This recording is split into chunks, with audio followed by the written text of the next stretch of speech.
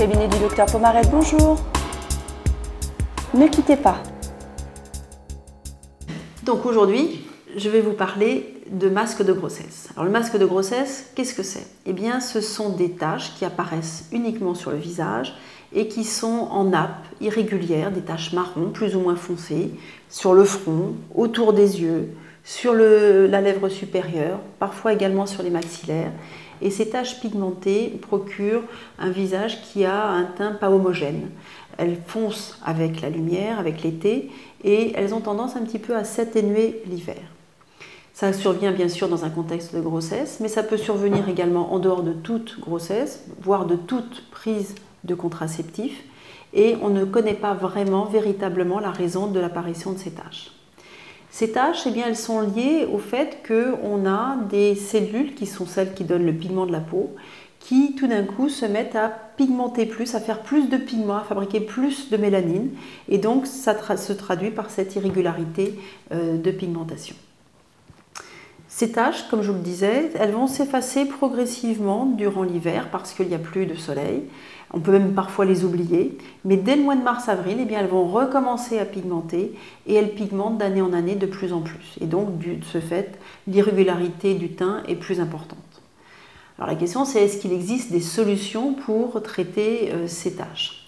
Eh bien oui, il y en existe, mais ces traitements sont longs et surtout, il faut bien les commencer au bon moment. Lorsque on est au printemps, très clairement, l'objectif c'est surtout, on essaye de ne pas pigmenter plus ou le moins possible. Vouloir enlever les taches au printemps, c'est quasiment impossible. On va se protéger bien sûr dès qu'on est à la plage avec un SPF, une protection solaire 50+, le chapeau, les lunettes, remettre de la protection solaire toutes les heures pour éviter de pigmenter plus. Mais surtout, il y a la période du printemps en ville où là aussi il va falloir se protéger.